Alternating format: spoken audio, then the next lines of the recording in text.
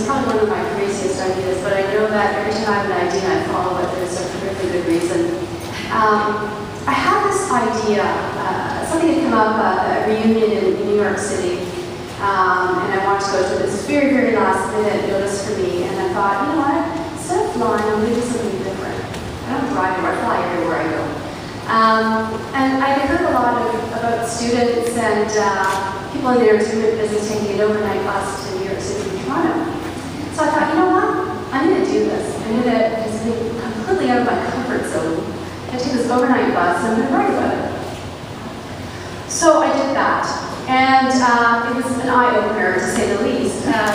You know, you get to the bus station and the people that travel by bus is a very different crowd than travel by plane. But anyway, I did. I got to New York City, had a great time, and on my way back, I sat down, there was one seat left in the bus, and there was this young guy sitting there, and he couldn't have been more than maybe 20. He was wearing an oversized baseball cap, you know, the kind of big hat with a flat brim, wearing a big oversized diamond earring in his, faux diamond earring in his ear, backpack, and he looked like a rapper. And I thought to myself, okay, I'm gonna have 10 hours of sitting next to him, and he's gonna be, listen to his music really loud, he's gonna listen to it well. Well, as it turns out, he was a young guy from New York City, studying in Rochester, and he was putting himself through school. And he talked about his life and his dreams. He was a DJ, he was studying communications and media communications, which is my field, in Rochester, putting himself through school, which is, you know, nothing to sneeze at. And he had a big dream. And not only did he want to be the world's top paid DJ, he wanted to make a difference in people's lives by being a motivational speaker. And we talked and we talked and we talked till the wee hours in the morning. I don't even know what time it was. It was much more inspiring than the screaming baby that was sitting in front of me. And what I realized listening to this man, this young man, who inspired me so much is that, first of all, don't judge a book by its cover. Secondly, no matter who we are, we all have a dream. Each and every one of us, which seems to be the theme of the day.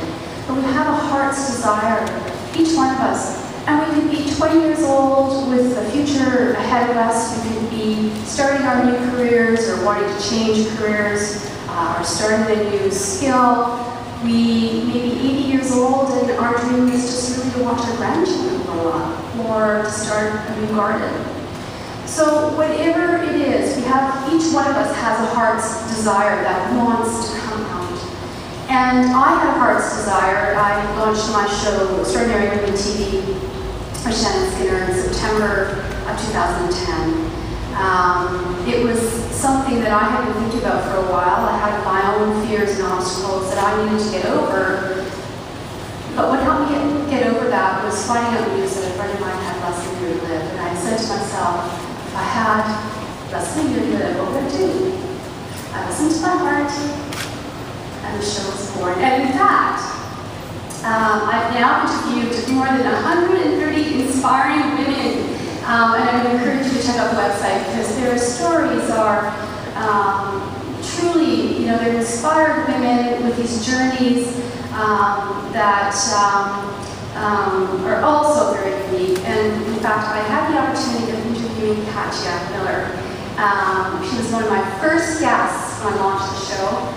And she called me up, I guess it was almost 2 months ago, and she told me about the event. She said, look, you know, I would like to come back on the show. And I thought, oh yeah, it's been some time, sounds really good, let's do a catch-up. And then I thought, well, I have even a better idea. Now how about, let's team up, and I can help you promote this event as a media partner. And so that idea came to fruition, and here we are today. So Katya, I'm so glad that you called me. But Katya Miller had heart's desire, and having had the opportunity to interview her a few times, her story is really inspiring. I encourage you to check it out on the website. And she listened to that whisper in her heart, and you know, Positive Fabulous Women was born. And After having interviewed more than 130 women, I could tell you that we do business differently. And sometimes it's obvious, sometimes it's not obvious, but these kinds of organizations are very important. And Positive Fabulous Women is very unique in its being heart-centered women's entrepreneurs, which is a small little niche unto its own. And it's very important to have these kinds of groups where we can come together to collaborate and make friendships and have fun at the same time. So, Chatelaine, congratulations on the launch of Positive Fabulous Women.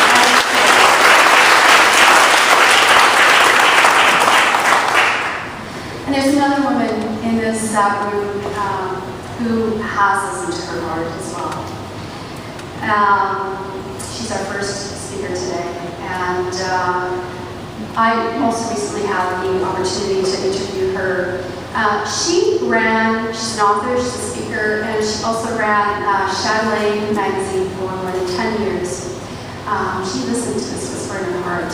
And at that time, it was an interesting time in the workforce because women were just really, really getting out there and standing on the shoulders of their mothers. And Rona took the magazine and created phenomenal success with it. And I read you a lot, loved the magazine, still do. You did a lot for it. She wrote a book called My Mother's Daughter, which is a story about her relationship with her mother. And in my interview with her, we talk a lot about how the mother-daughter relationship can impact our success. And that was actually very insightful and inspiring. And today, she is going to be speaking to you about the inner wellspring, a very important topic. I'm looking forward to hearing about it. So if I can now introduce Rona Maynard.